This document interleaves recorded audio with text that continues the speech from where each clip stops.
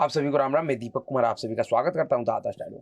दोस्तों, आप सभी से निवेदन है कि वीडियो को देखिए, लाइक कीजिए, शेयर कीजिए और चैनल को सब्सक्राइब। दोस्तों, आज हम बात करेंगे जो देश में किसानों के आड़ में तो केजरीवाल और आम आदमी पार्टी समर्थित खालिस्तानी आतंकवादियों का आंदोलन चल रहा है उसके ऊपर। जी हाँ, मैं केजरीवाल और आम आदमी पार्टी समर्थित खालिस्तानियों का आंदोलन क्यों कह रहा हूँ, तो इस समय यह आंदोलन जिस तरीके का स्वरूप ले चुका है, जिस तरीके का हालात, चाहे शंभू बॉर्डर पे हो या खनौरी बॉर्डर पे या अन्य पंजाब हरियाणा के अन्य बॉर्डर पे जो हालात बना हुआ है, जिस तरीके से गृह युद्ध का जिस प्रकार से गृह युद्ध का स्थिति पैदा हो गया है, उन सबको देखते हुए कहा जा सकता है कि यह किसानों के आड़ में पूरी तरीके से खालिस्तानी आतंकवादियों का, देशद्रोही भारत द्रोहियों का आंदोलन है।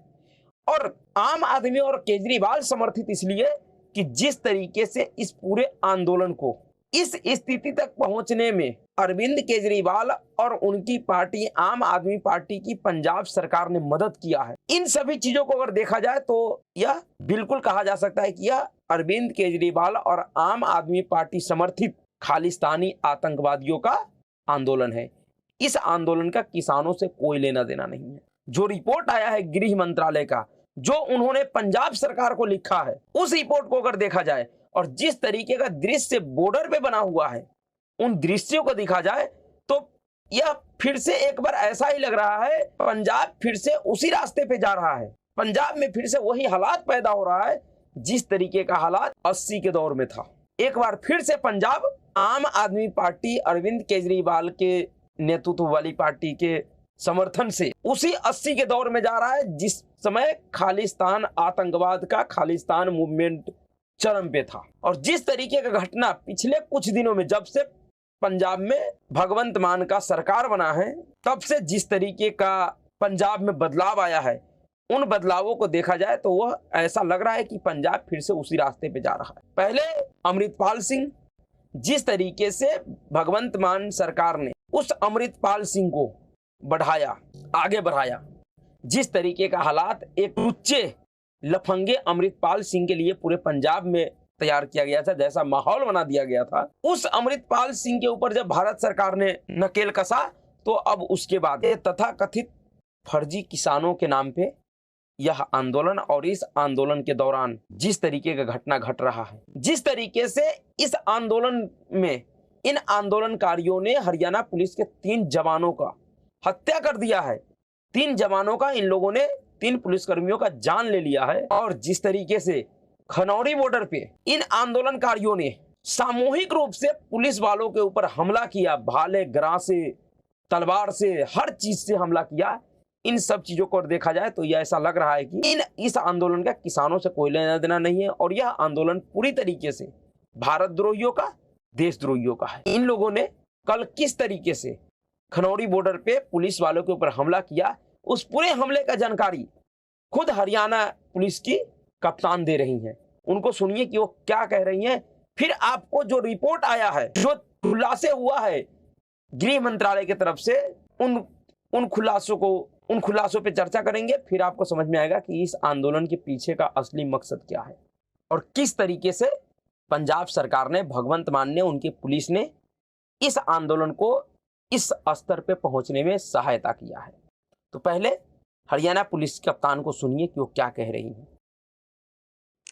किसान आंदोलन के दौरान आज प्रदर्शनकारियों द्वारा दाता सिंह खनौरी बॉर्डर पर पुलिस कर्मियों को घेरकर पुलिस नाके के आसपास भारी मात्रा में पराली में मिर्च पाउडर डालकर आग लगा दी गई और पुलिस कर्मियों पर प्रदर्शनकारियों द्वारा भारी पथराव तथा लाठी गंडासे से भी हमला किया गया। इस हमले में लगभग 12 पुलिसकर्मी गंभीर रूप से घायल हुए हैं और इस जहरीले धुएं के कारण नाके के आसपास के क्षेत्र में पुलिस कर्मियों को सांस लेने में दिक्कत हुई और दिखने में भी भारी परेशानी का सामना हुआ।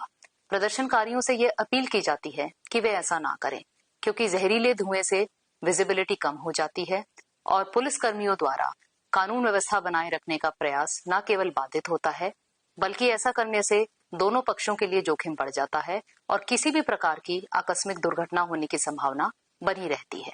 हरियाणा पुलिस प्रदर्शनकारियों से यह अपील करती है कि वे कानून व्यवस्था बनाए रखने में हमारा सहयोग करें और शांति बनाए रखें। धन्यवाद। अब बताइए, सुनियोजित तरीके से पुलिस के ऊपर हमला किया जा रहा है, कितनी तैयारी से। पहले पराली में आग लगाया जा रहा है, फिर उसमें मिर्ची पाउडर डाला जा रहा है, जिससे मिर्ची पाउडर के वजह से पुलिस कर्मियों को, सुरक्षा कर्मियों को सांस लेने में दिक्कत हो, उसमें अफरा तफरी मच जाए। और उस दौरान इन लोगों के ऊपर घात लगाकर इस प्रदर्शनकारियों ने, खालिस्तानी आतंकवादियों ने हमला किया, और जिसमें 12 पुलिसकर्मी गंभीर रूप से घायल हो गए। अब तक 3 पुलिसकर्मियों की जान जा चुकी है।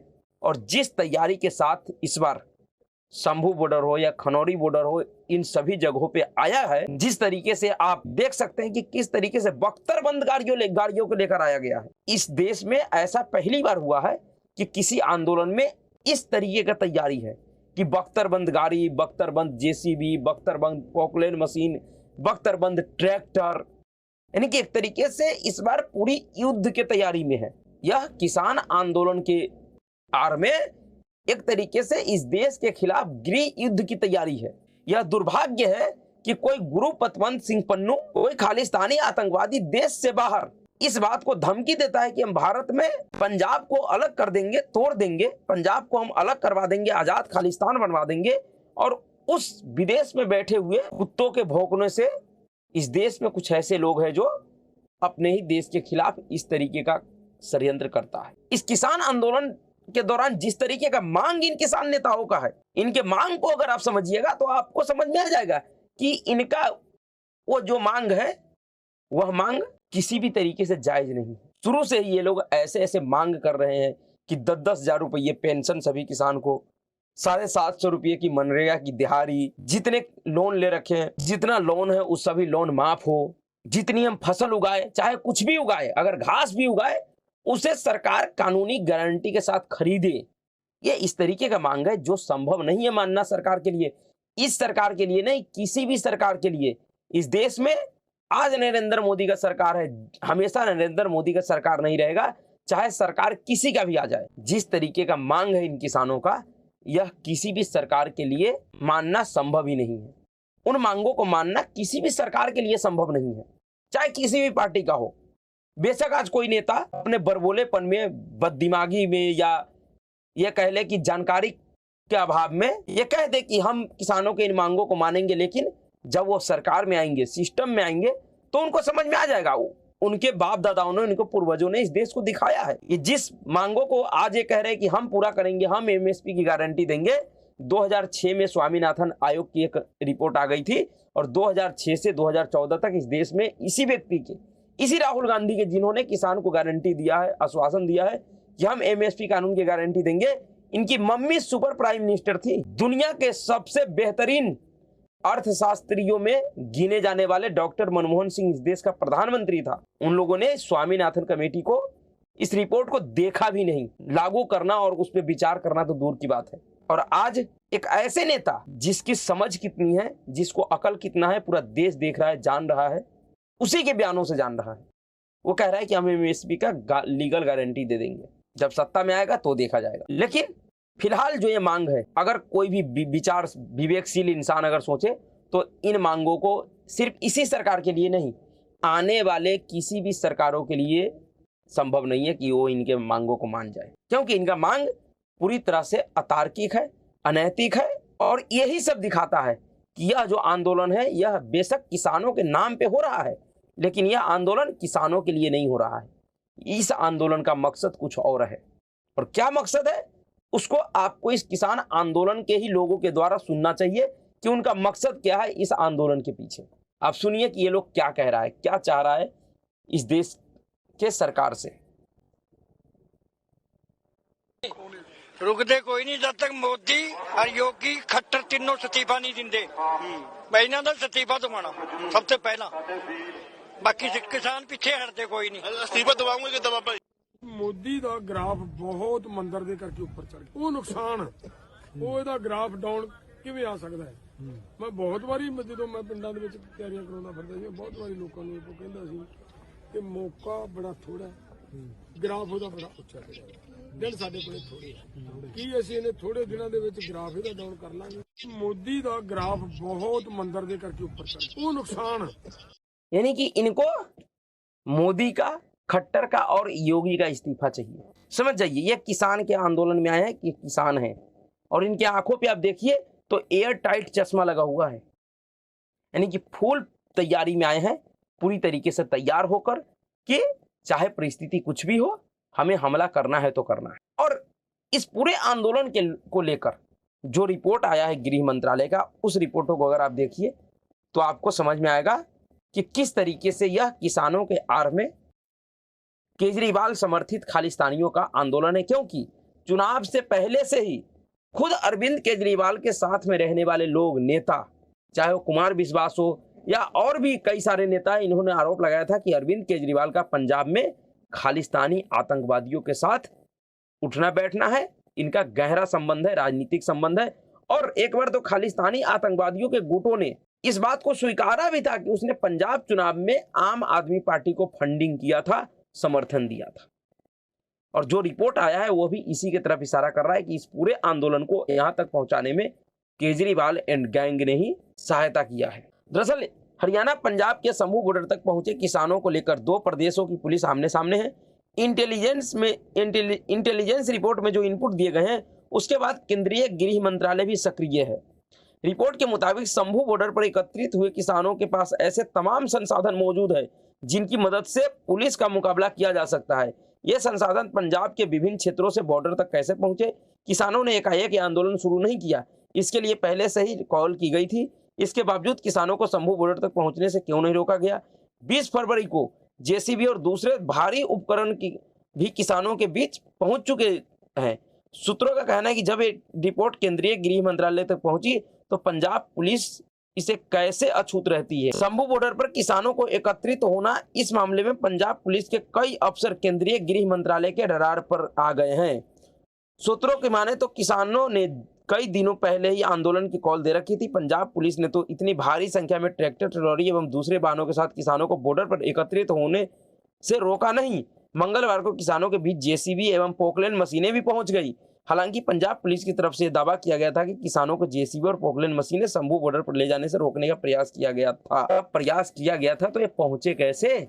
सवाल तो ये है। अगर हरियाणा पुलिस पिछले 8-10 दिनों से प्रयास कर रही है और वह इन प्रदर्शनकारियों, इन आतंकवादियों, इन उपद्रवियों के लाख प्रयासों के बावजूद भी वह उनको बॉर्डर से इधर नहीं होने दे रही है, तो फिर पंजाब पुलिस ने कैसा प्रयास किया कि वह इन उपद्रवियों को इतनी हेवी मशीन लाने से नहीं रोक पाया। रात को किसान और पुलिस के बीच झड़प भी हुई, जिसमें एसएचओ अमनपाल सिंह विर्क और मोहाली के एसपी जगविंदर सिंह के घायल होने की बात कही गई है। मंगलवार को शंभू बॉर्डर के जो वीडियो सामने आया था उनमें आसानी से जेसीबी और पोकलैंड मशीनें किसानों के बीच पहुंचाई जा रही थी। पंजाब के विभिन्न इलाके से जब इन मशीनों को बॉर्डर तक लाया जा रहा था तब पंजाब पुलिस ने इन्हें रोका क्यों नहीं? किसान आंदोलन पर पंजाब पुलिस की इंटेलिजेंस इकाई भी हर पल अपनी रिपोर्ट दे रही थी। इसके बावजूद किसानों को हैवी मशीन सहित शंभू बॉर्डर तक पहुंचने दिया गया।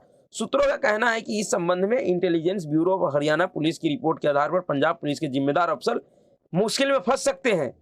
केंद्रीय गृह मंत्रालय ने इस संबंध में पंजाब सरकार के साथ जो पत्राचार किया है उसमें कानून व्यवस्था की बिगड़ती स्थिति का हवाला दिया गया। जिस तरह से किसान इतनी भारी संख्या में और विभिन्न उपकरणों के साथ शंभू बॉर्डर पर एकत्रित हुए हैं, वह इस बात की तरफ इशारा करता है कि किसानों को रोकने का प्रयास नहीं किया गया।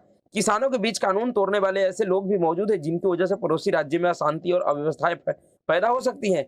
पंजाब सरकार को आवश्यक कार्रवाई करनी चाहिए। मौजूदा समय में शंभू बॉर्डर पर लगभग 16,000 किसानों की उपस्थिति है। इसके अलावा वहां पर लगभग 1300 ट्रैक्टर, ट्रॉली, 250 कार एवं 1 दर्जन मिनी बसें और बाइक जैसे अनेक छोटे वाहन भी बताए जा रहे हैं। यह बात भी सामने आई है कि पंजाब सरकार ने ढाबी गुजरा बैरियर पर 500 ट्रैक्टर, ट्रॉलियों के साथ 4500 किसानों को एकत्रित होने की इजाजत दे दी है। अब बताइए, पंजाब सरकार खुद ही इन किसानों को बॉर्डर पे इतनी भारी संख्या में 500 ट्रैक्टर और 4500 किसानों को जब इकट्ठा होने का आदेश दे दिया है, मंजूरी दे दी है, तो फिर क्यों ना कहा जाए कि इस पूरे आंदोलन के पीछे भगवंत मान और अरविंद केजरीवाल है। और जिस तरीके से यह आंदोलन अराजकता और आतंक का माहौल पैदा कर रहा है, जिस तरीके से ये आगे बढ़ रहा है, आगे बढ़ता हुआ दिखाई दे रहा है, इसको देखकर यह स्पष्ट हो चुका है कि यह आंदोलन अब 2024 के लोकसभा चुनाव तक चलेगा। क्योंकि इस आंदोलन का एक ही मकसद है कि इस बार के लोकसभा चुनाव में किसी भी तरीके से देश में अशांति फैलाया जाए, जिससे नरेंद्र मोदी का छवि खराब हो, जिसका खुलासा खुद किसान नेताओं ने पहले भी अपने वीडियो में कर चुका है कि राम मंदिर के बाद नरेंद्र मोदी का ग्राफ बहुत ऊंचा बढ़ गया है, इसलिए हमें उनके ग्राफ को नीचा करना है और हमारे पास समय कम है। बिल्कुल वही सब होता हुआ दिख रहा है।